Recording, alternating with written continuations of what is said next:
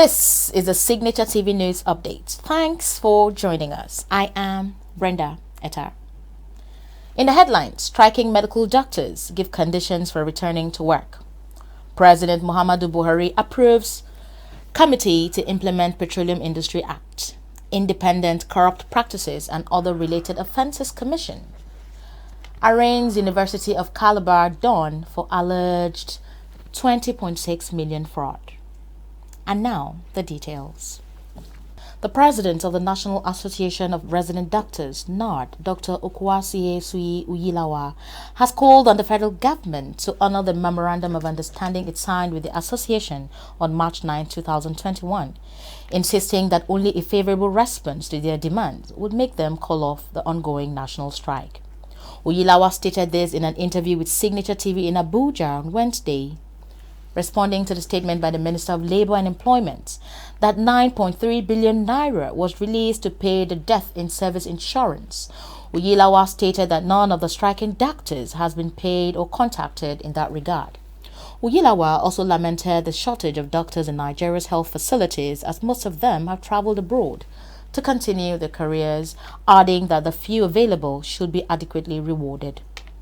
The Minister of Labour and Employment, Dr. Chris Ngige, has accused the association of not notifying the ministry before embarking on the strike, and that most of their demands were state government's responsibilities. Uyilawa, however, said the association gave the ministers 4 weeks' notice before embarking on the industrial action, adding that all the issues raised are federal government responsibilities and not those of the states, as alleged by the federal government. President Muhammadu Buhari has approved a committee to immediately commence the implementation of the Petroleum Industry Act, PIA. The steering committee, which has 12 months duration for its assignment, is headed by the Minister of State for Petroleum Resources, Cyprien Silva. President Muhammadu Buhari gave the approval on Wednesday while giving a remark on the act, which he assented to 2 days ago. He spoke during a meeting with the leadership of the National Assembly, led by the President of the Senate, Ahmed Lawan, at the Presidential Villa in Abuja. In a statement by the President's spokesperson, Femi Adesina, President Buhari regretted that the lack of political will has hampered the growth of the industry, adding that the country has lost about $50 billion in the last 10 years.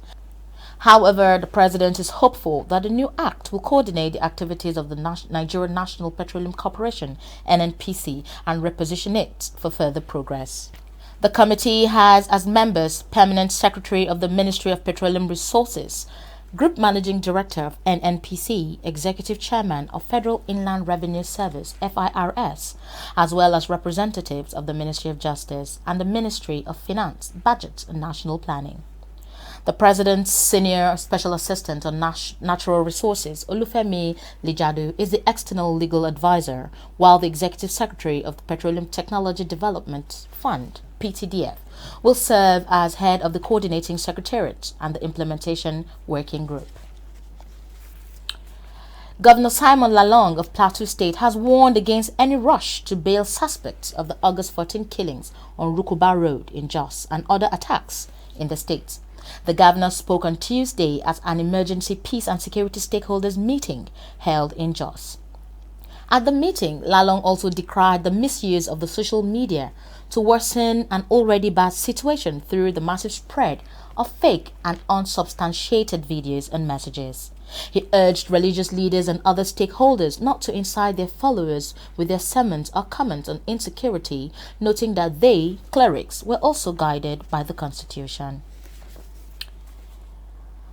The National Broadcasting Commission, NBC, has charged broadcasters and media owners with using their platforms to help the country win the war on insecurity. This request was made by Balarabe Ileila, the Commission's new Director General, during a meeting with the chief executives of media houses in southwest Nigeria.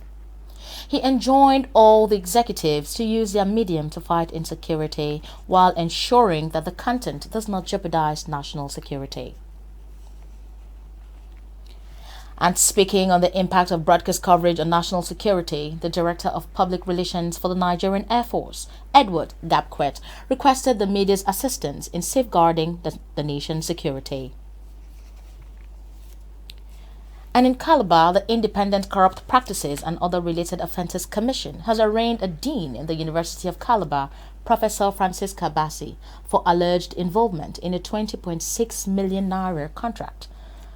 Bassi, who is the dean and director of the pre-degree program of the university, was arraigned before the Cross River State High Court 6, Calabar, by the commission for allegedly having private interests in multiple contracts awarded by the school to 4 companies owned by her.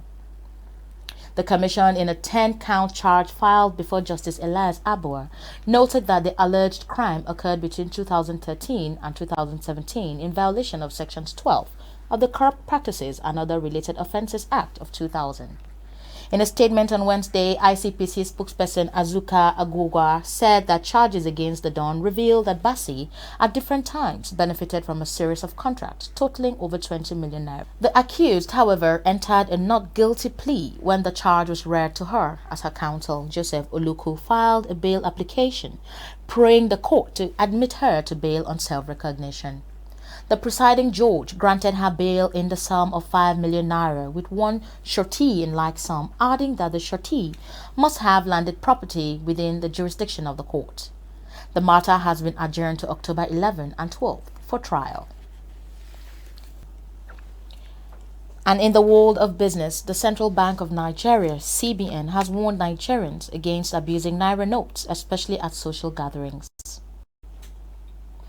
Acting Director of Corporate Communications at the Apex Bank, Osita Nwansisobi, gave the warning in a statement on Tuesday.